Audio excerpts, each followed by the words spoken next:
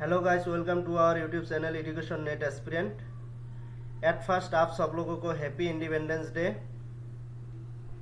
आज भी हम लोग पेपर 1 टीचिंग एप्टीट्यूड का प्रीवियस ईयर क्वेश्चन सॉल्व करेंगे। It is part 7। Question number 1। In a learner centric approach a teacher should. Learner centric approach में teacher क्या करती है? Option A, clarify concept by citing example. Examples देके concept को clarify किया जाता है। Option B, demonstrate inside the classroom.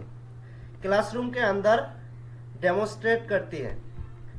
Option number C, explain concept by using adequate support materials. Support materials use करके कॉन्सेप्ट को एक्सप्लेन करती है। Option D,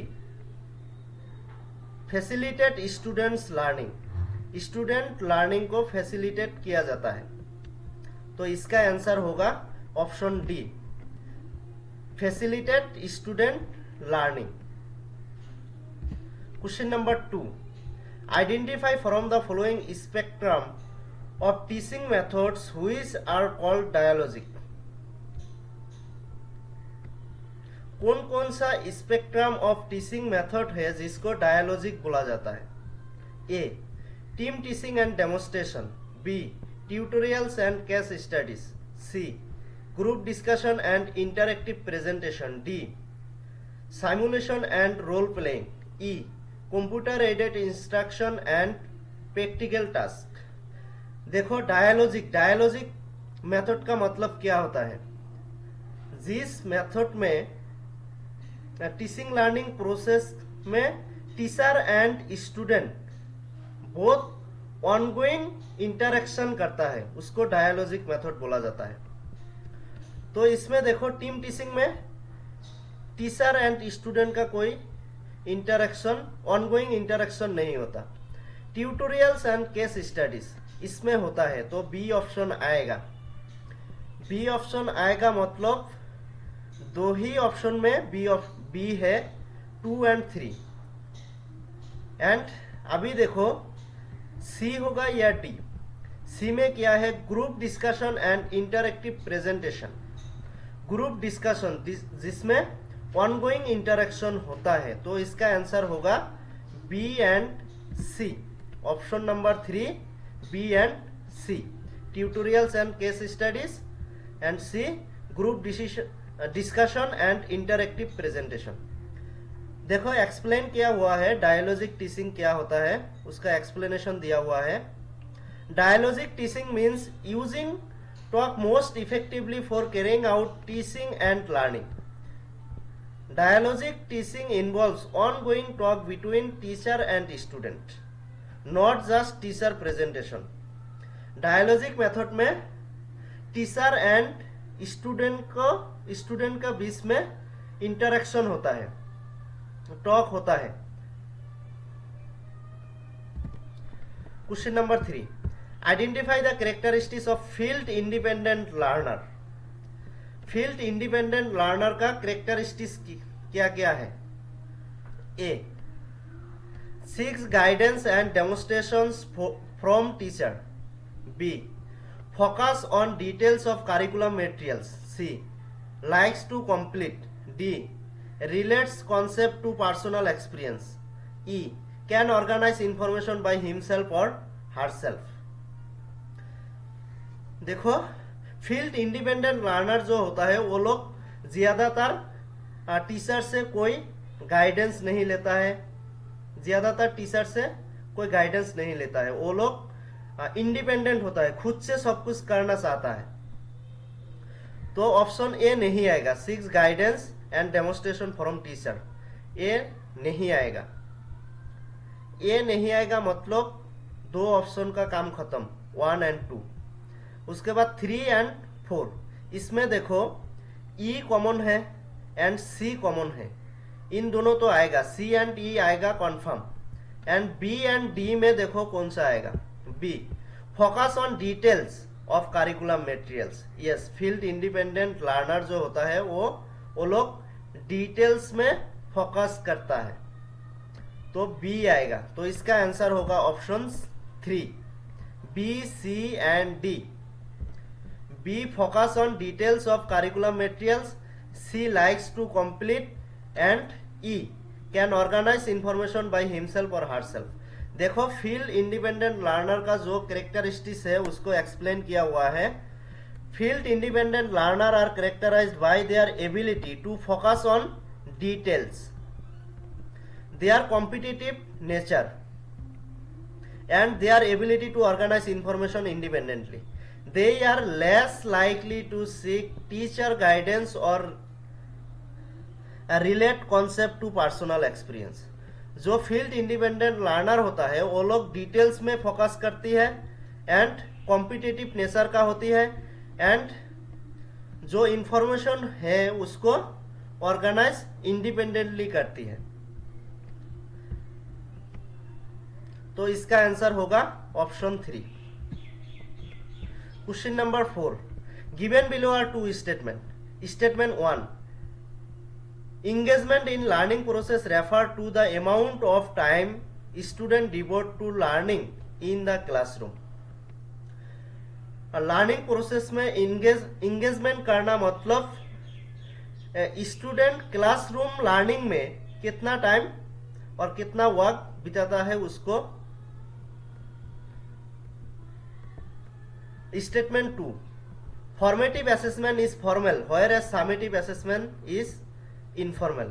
no, it is false. Statement 2 false. Formative assessment informal होता है whereas summative assessment formal होता है। ये उल्टा दिया हुआ है।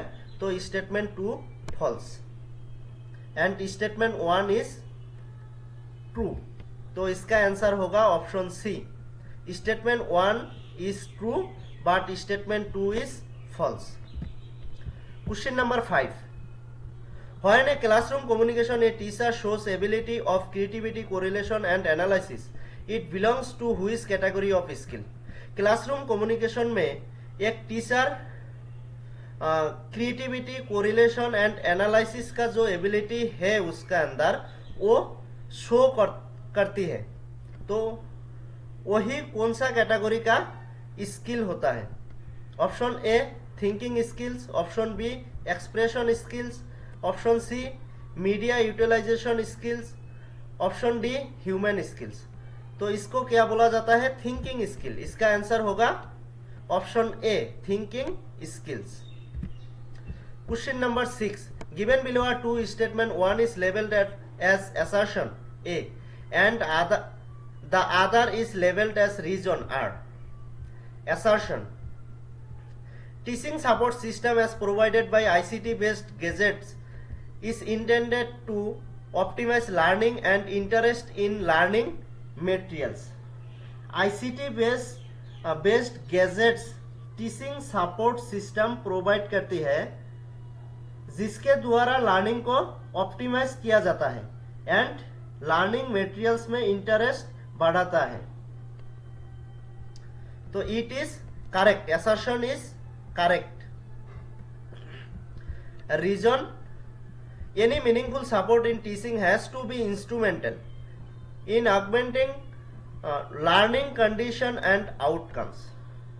टीचिंग में any kind of meaningful support instrumental होता है जिसमें लर्निंग कंडीशन एंड आउटकम को इनहांस करती है।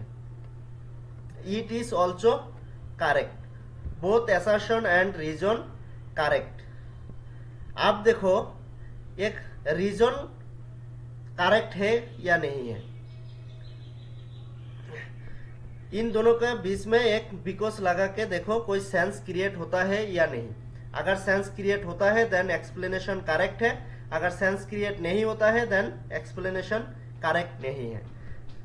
Teaching support system as provided by ICT based gadgets is intended to optimize learning and interest in learning materials because any meaningful support in teaching has to be instrumental in augmenting learning conditions and outcomes।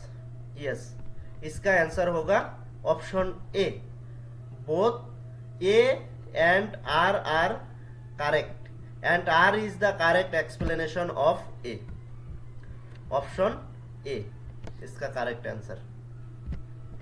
Question number 7. Match list 1 with list 2. List 1 में दिया हुआ है thinking head system and list 2 में दिया हुआ है concept and ideas. देखो white head, red head, black head, green head, total 6 head से थिंकिंग हेड सिस्टम में टोटल 6 हेड है. इसमें से 4 हेड इधर दिया हुआ है, इसके साथ कॉन्सेप्ट को मैच करना है. देखो नंबर 1 में क्या दिया हुआ है, judgement and caution the logical negative. 2 में दिया हुआ है data gathering facts, figures, information, needs and gap. देखो डाटा गैदरिंग किस में किया जाता है, व्हाइट हेड. ए के साथ 2 देखो एक ही ऑप्शन में है, ऑप्शन नंबर 2 में.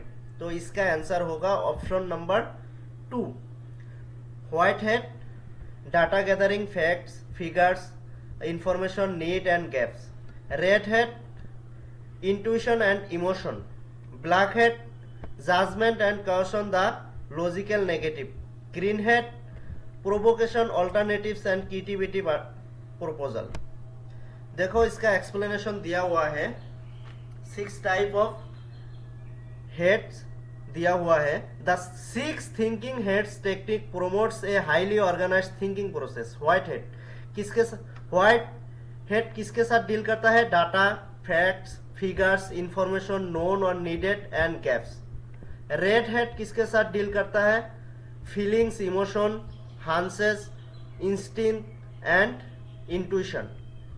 ब्लैक हेड किसके साथ डील करता है, difficulty, judgement, potential, problems, caution the logical negative, why something may not work. Yellow head, values and benefits, why something may work. Black head and yellow head दोनों देखो opposite है. Blue head, manage process, next step, action plan. Green head, creativity, provocation, alternatives, new ideas. ये याद कर लेना.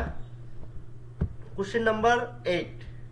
What is the name of the technique which uses images that are often more evocative than words and more precise and potent in triggering a wide range of associations and thinking.